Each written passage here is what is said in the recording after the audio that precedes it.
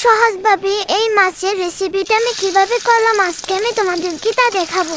এটা হলো সামুদ্রিক মাছ, বড় তুলার ডাঁটি কিংবা তুলার ধান্ডি মাছ। মাছের সবাই খেয়ে এত প্রশংসা কেন করলো আর মাছটার গ্রানটা এত সুন্দর কেন আসলো, এটা রেসিপি বা টিপসটা আজকে আমি তোমাদেরকে দেখাবো। ভিডিওটা স্কিপ করবা না, ভিডিওর মাঝে আমি দেখাবো আমি কি কি মশলা অ্যাড করলাম।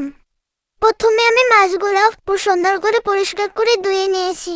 তারপরে আমি পাত্রে মাছগুলো রেখে লবণ, হলুদ, তারপরে মরিচের গুঁড়া, তারপরে রসুন কুচি এগুলো অ্যাড করে তারপরে আমি সুন্দর করে মেখে নেব।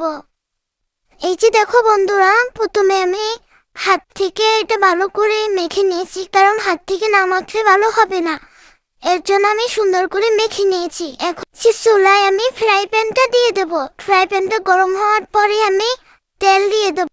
তেলটা গরম হওয়ার পরে আমি মাছগুলো আস্তে আস্তে করে সবগুলো দিয়ে দেবো। তোমরা ভিডিওটা দেখতে থাকো। তেলটা আমি সমস্ত ফ্রাই প্যানে মাখিয়ে নিলাম। এই যে দেখো মাছগুলো আমি সুন্দর করে রেডি করে রেখেছি। তোমরা ভিডিওটা স্কিপ করবে না, দেখতে থাকো।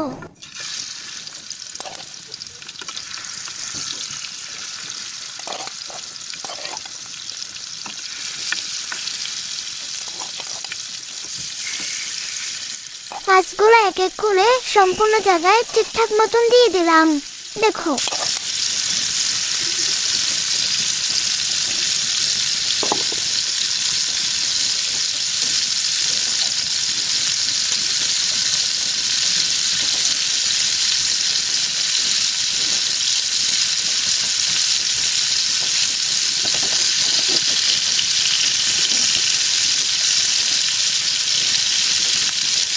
এখন আমি মাছগুলো আস্তে আস্তে করে ঘুরিয়ে ঘুরিয়ে ভেজে নেব, কারণ তেলটা সব জায়গায় যেতে হবে, মাছটাও মুচমুচে হয়ে যাবে।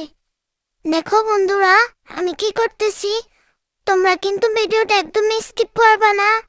আর হ্যাঁ, মাছগুলো কিন্তু সুন্দর করে ভালো করে ভেজে নিতে হবে, না হলে মাছটা মুখে স্বাদ লাগবে না। আমরা হলাম মাছি ভাতে বাঙালি, আমাদের খাবার প্লেটে মাছ না হলে চলেই না। তারপর যদি হয় আবার মনের মতন মাছটা ভাজা, তাহলে তো কথাই নেই, মিনিশেই এক প্লেট ভাত খেয়ে ফেলা যায়। আমার মাছগুলো এক পিঠ ঠিক মতন ভাজা হয়ে গেছে, এখন অন্য পিঠ ঠিক মতন ভেজে নিতেছি।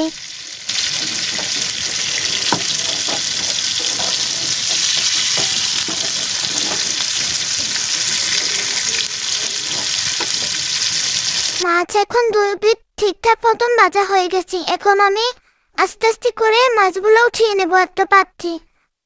দেখো আস্তে আস্তে করে উঠিয়ে নিতে হবে যেন মাছগুলো ভেঙে না যায়। আমি আস্তে করে সবগুলো নিতেছি। দেখো মাছটা ভালো করে দুই পিঠ মুচমুচে করে ভেজে নিতে হবে, তাহলেই না মাছটা ভাজাটা খেতে খুবই মজা লাগবে। মাছটা দুই পিঠ ভাজার পরে এখন আবার নতুন করে পেঁয়াজ দিয়ে দেবো।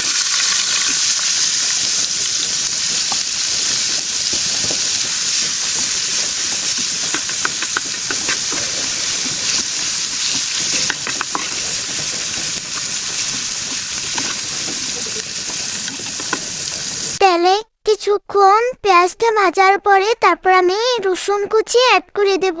এখন আমি মরিচ, হলুদ, তারপরে একটু লবণ সবকিছু দিয়ে মশলাটা ভালো করে কষিয়ে নেব।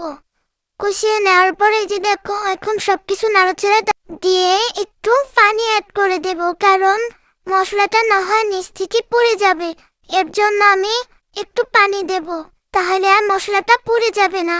তোমরাও এরকমের দিয়ে দেবে, নাহলে এটা শুকনা মশলাটা পুড়ে যাবে, তাহলে আর খাবারটা ভালো হবে না। এর জন্য তোমরা যারা এখন পর্যন্ত আমার ভিডিওটা দেখতেছো তারা অবশ্যই আমার চ্যানেলটা সাবস্ক্রাইব করে দেবে, লাইক কমেন্ট করে বলে যাবে আমার রান্নাটা কেমন হয়েছে।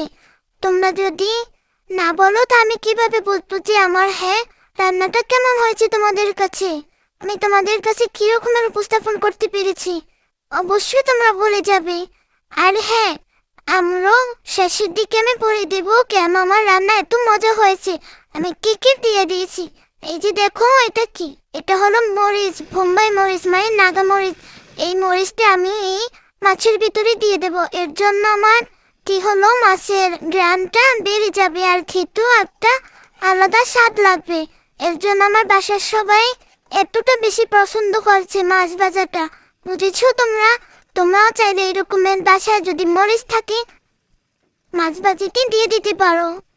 আর এই সাগরের মাছটা কিন্তু আমাদের খেতেও যেমন মজা লাগে মুখে, তেমনি আমাদের শরীরে অনেক উপকার। তোমরা চেষ্টা করবে এই মাছগুলো খাওয়ার জন্য, বুঝেছ? এর জন্য আমাদের বাসায় প্রায় এই ধরনের মাছ আনে, যে শরীরের জন্য ভালো। দেখো আমার রান্না কিন্তু প্রায় শেষের দিকে। রান্নার কালারটা খুবই সুন্দর, দেখতেই বোঝা যাচ্ছে অনেক মজা হবে।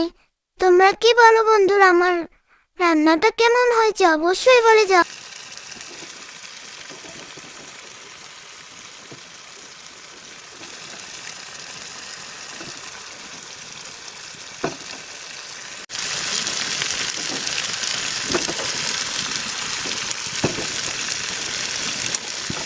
আমার রান্না করা একদমই শেষ। তোমরা আমার চ্যানেলটা সাবস্ক্রাইব করে পাশে থেকো।